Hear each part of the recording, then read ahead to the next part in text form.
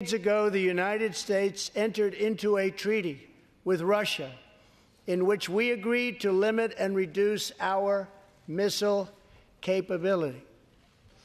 While we followed the agreement and the rules to the letter, Russia repeatedly violated its terms. It's been going on for many years. That is why I announced that the United States is officially withdrawing from the Intermediate Range Nuclear Forces Treaty, or INF Treaty. Perhaps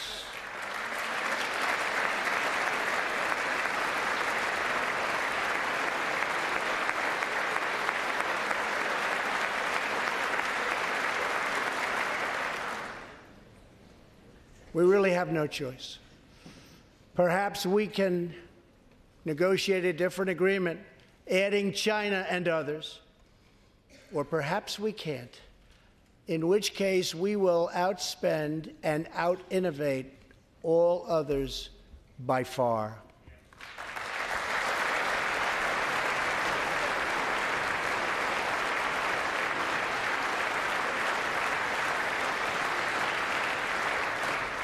As part of a bold new diplomacy, we continue our historic push for peace on the Korean Peninsula.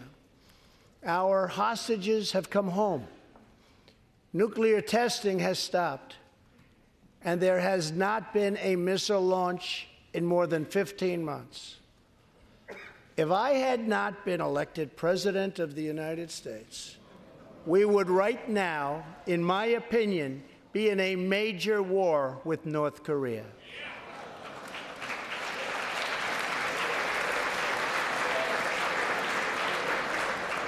Much work remains to be done, but my relationship with Kim Jong-un is a good one.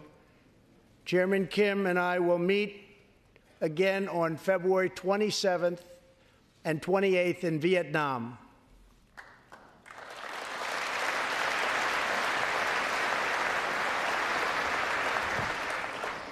Two weeks ago, the United States officially recognized the legitimate government of Venezuela and its new president, Juan Guaido.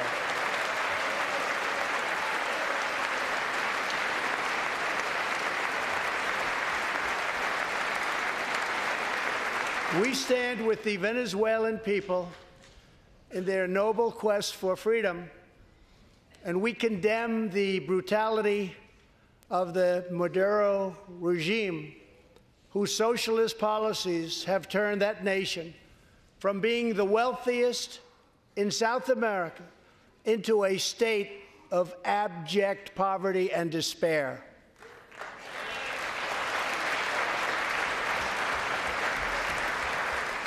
Here in the United States, we are alarmed by the new calls to adopt socialism in our country. America was founded on liberty and independence, and not government coercion, domination, and control. We are born free, and we will stay free.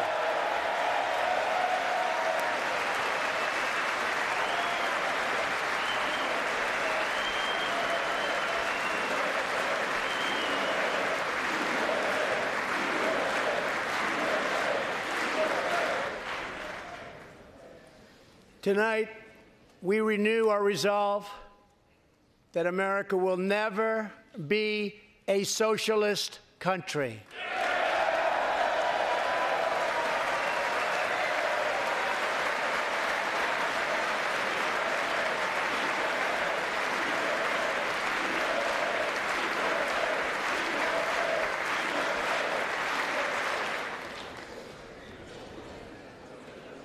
One of the most complex set of challenges we face and have for many years is in the Middle East.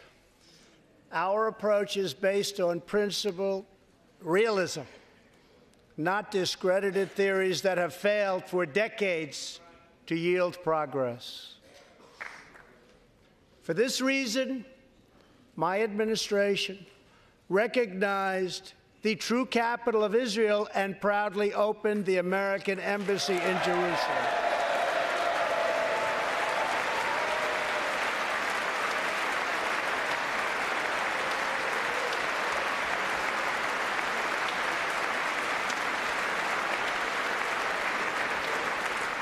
Our brave troops have now been fighting in the Middle East for almost 19 years.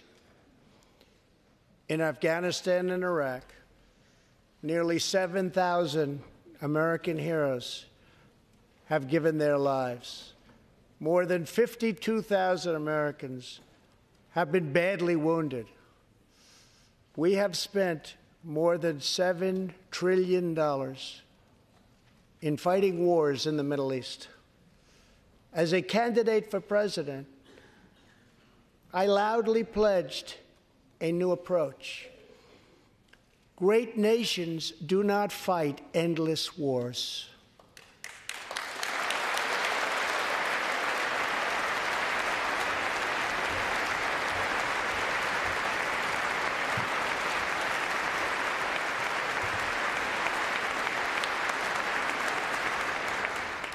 When I took office, ISIS controlled more than 20,000 square miles in Iraq and Syria just 2 years ago. Today, we have liberated virtually all of the territory from the grip of these bloodthirsty monsters. Now, as we work with our allies to destroy the remnants of ISIS, it is time to give our brave warriors in Syria a warm welcome home. I have also accelerated our negotiations to reach, if possible, a political settlement in Afghanistan. The opposing side is also very happy to be negotiating. Our troops have fought with unmatched valor, and thanks to their bravery, we are now able to pursue a possible political solution to this long and bloody conflict.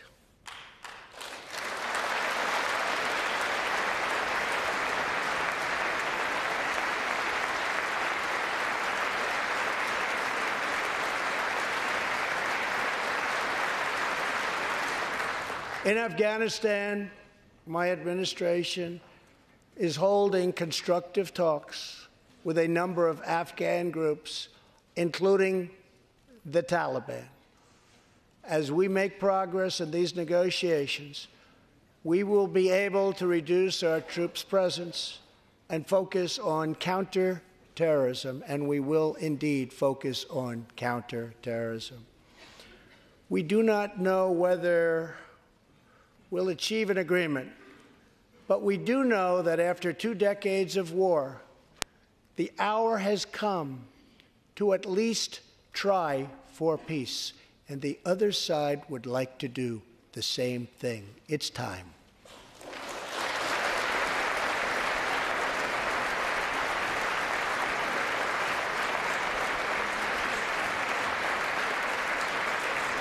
Above all, friend and foe alike must never doubt this nation's power and will to defend our people.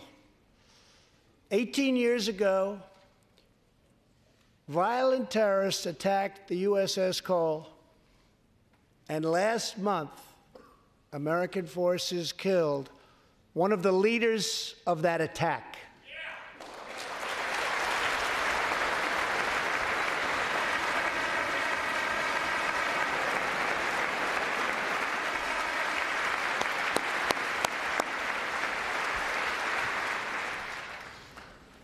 We are honored to be joined tonight by Tom Wibberley, whose son, Navy seaman Craig Wibberley, was one of the 17 sailors we tragically lost.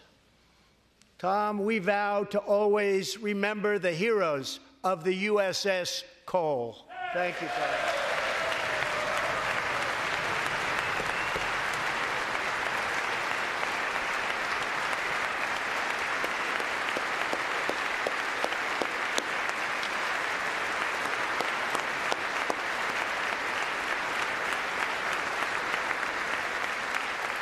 My administration has acted decisively to confront the world's leading state sponsor of terror, the radical regime in Iran. It is a radical regime. They do bad, bad things. To ensure this corrupt dictatorship never acquires nuclear weapons, I withdrew the United States from the disastrous Iran nuclear deal.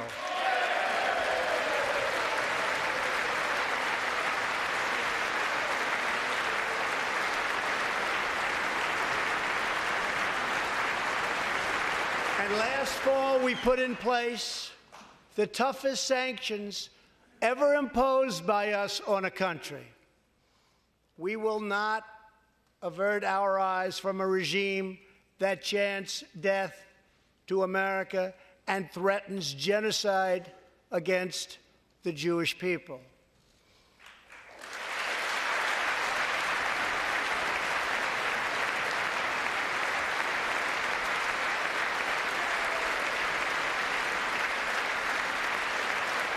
We must never ignore the vile poison of anti-Semitism or those who spread its venomous creed.